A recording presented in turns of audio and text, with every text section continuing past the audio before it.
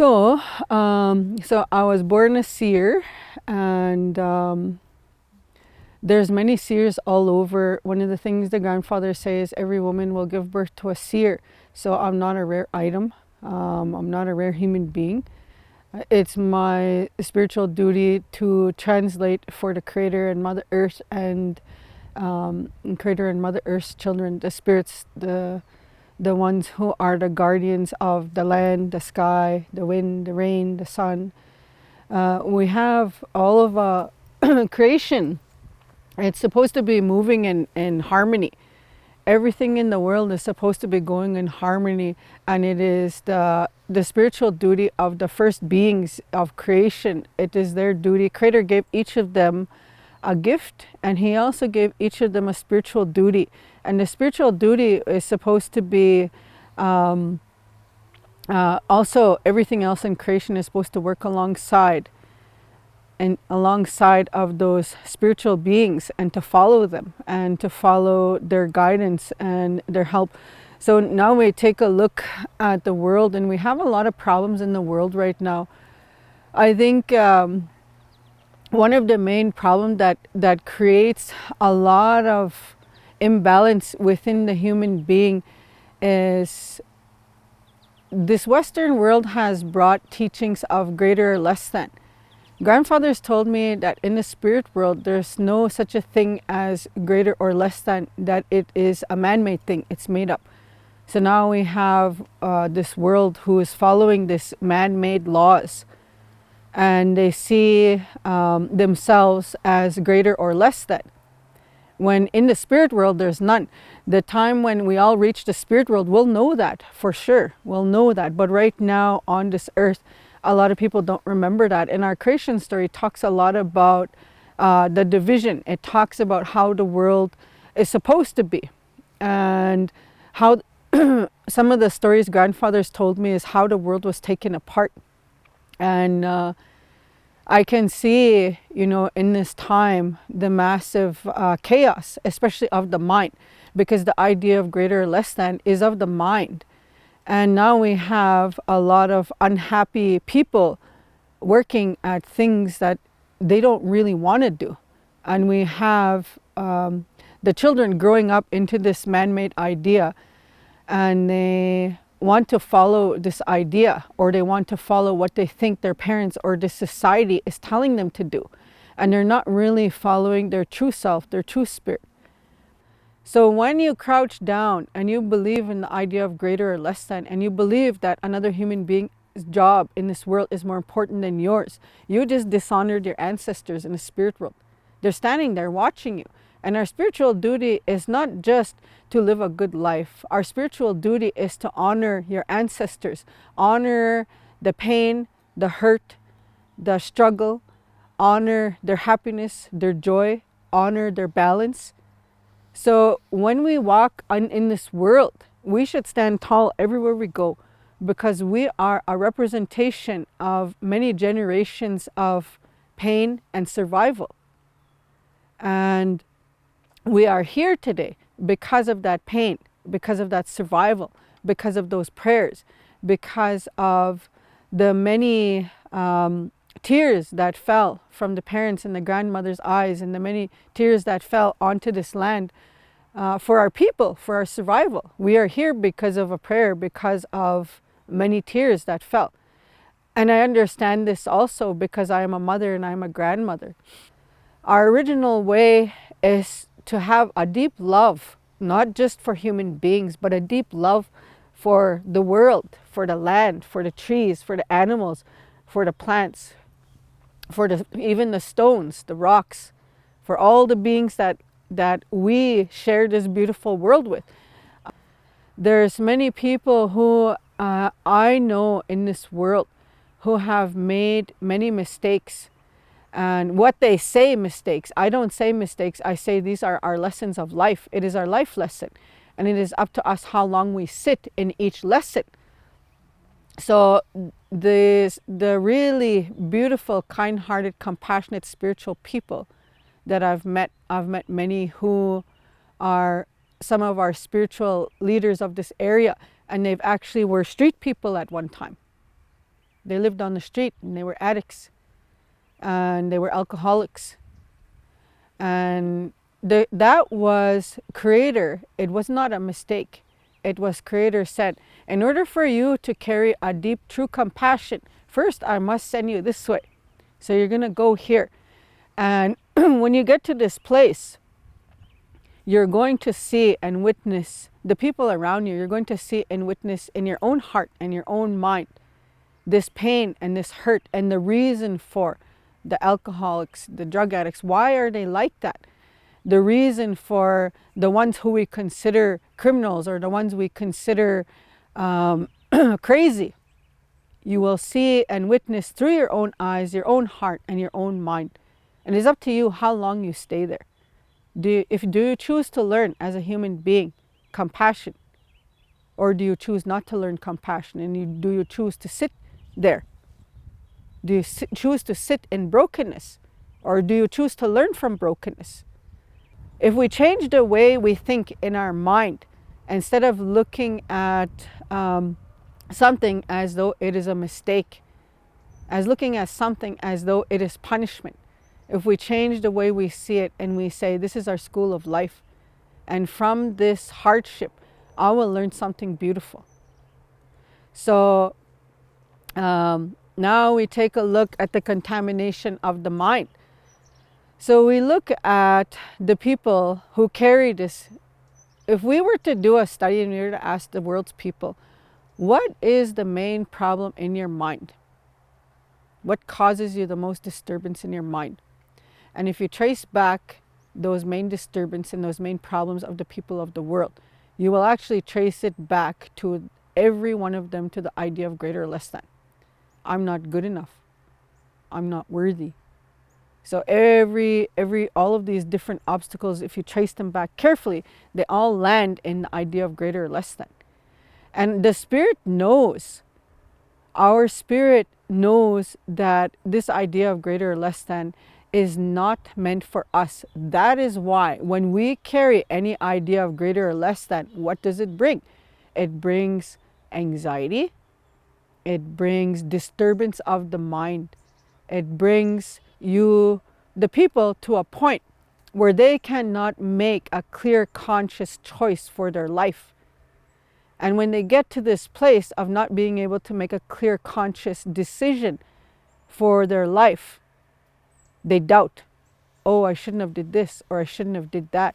And one of the things the spirits taught me is whatever we regret in this life, we'll say, oh, I wish I never went there. I wish I never did that. Well, Creator hears you. He'll say, okay, I'll send you there one more time because you didn't see the lesson. You didn't learn it yet. So I will send you there one more time. Go back.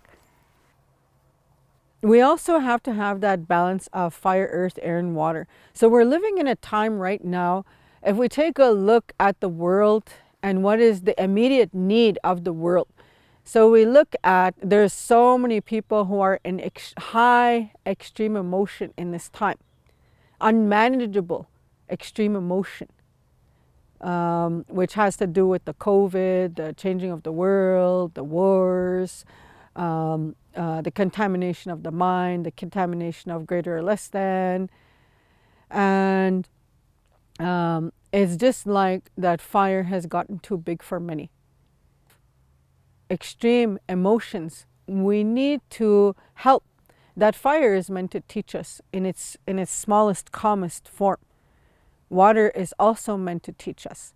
The earth is meant to teach us. The wind is meant to help us. So we need all four of the elements to create balance within ourselves.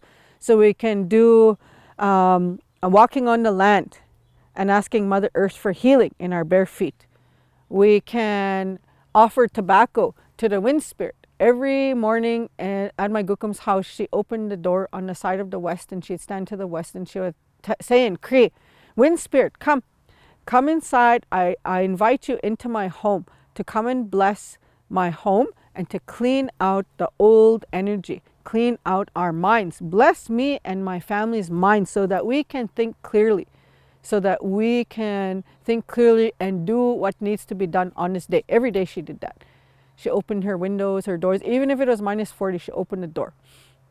And And then we have fire offerings. So we have a fire and we make our offerings to the fire, and the fire comes to bless us within our heart so that we can have love for the work that we do.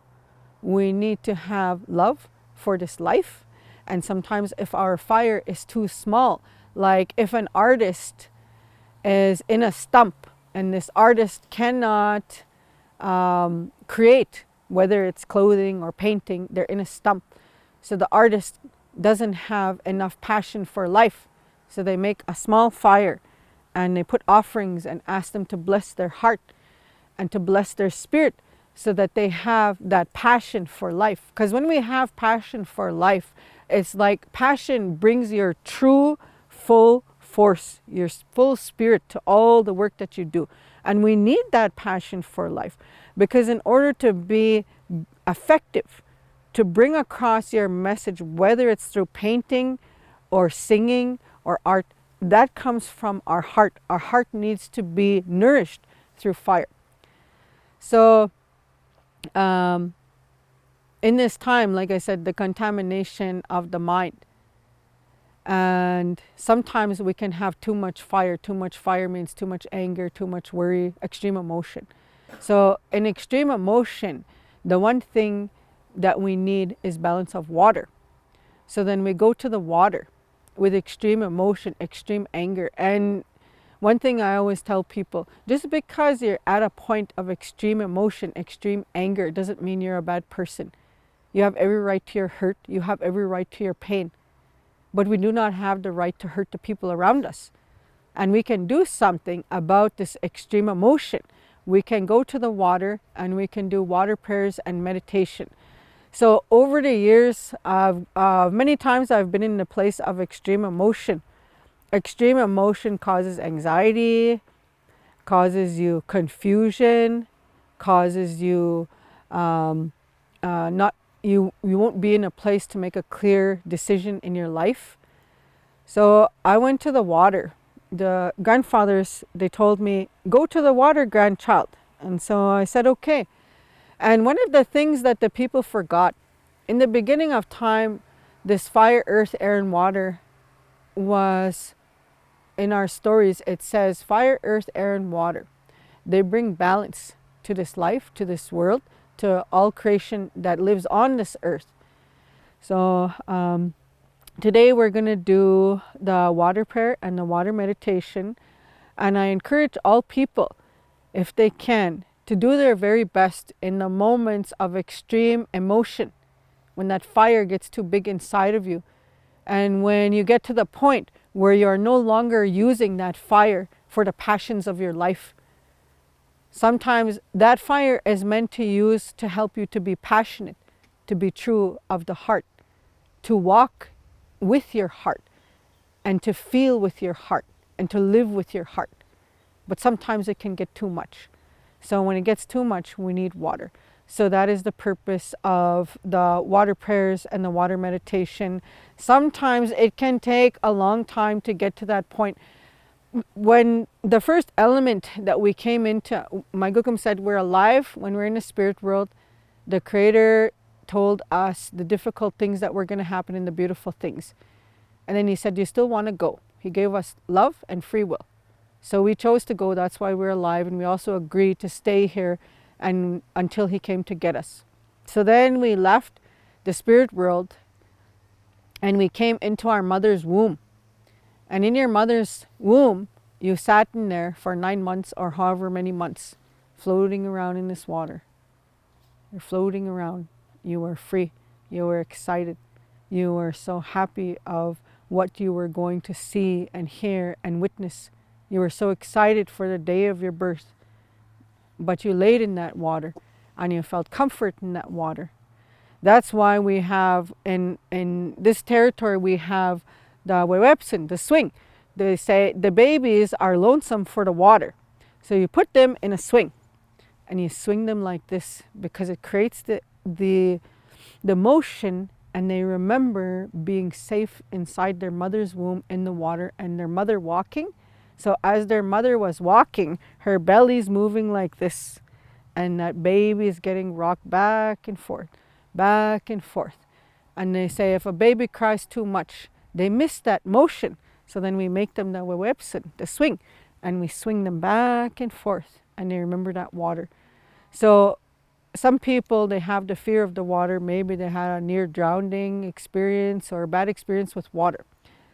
So one of the things is it's very hard to get a healing from the water if you're afraid of it. So the first part of it is you have to release all fears that you have towards the water. We are asking the water, carry me, hold me, help me feel safe inside of my body like I felt when I first came into my mother's womb. Bless my body, my mind, and my spirit. Water spirit, help me to heal.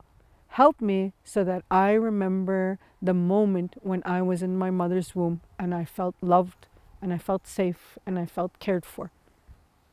But in order to get to that point, you cannot have fear.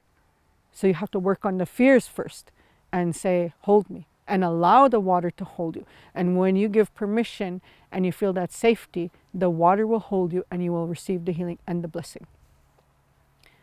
So I thank you for listening.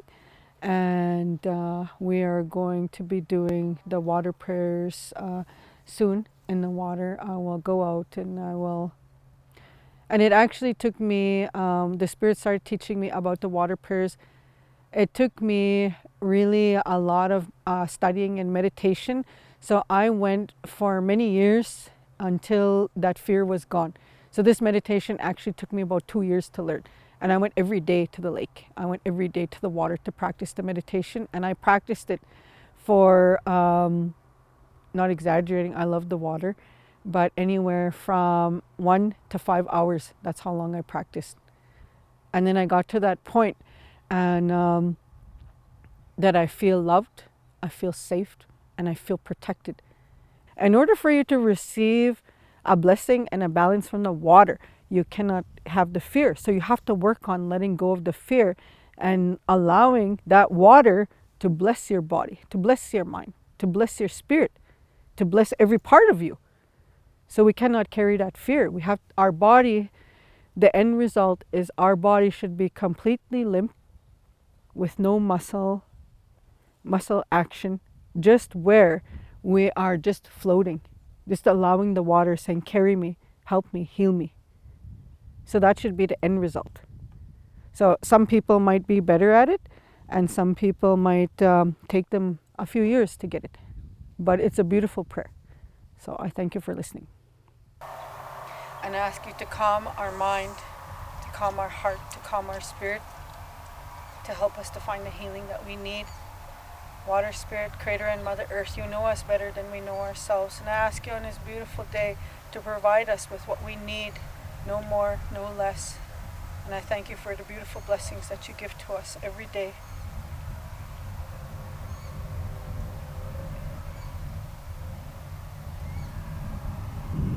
And so when you're praying, if you have a difficult emotion, we're going to do 4 dives.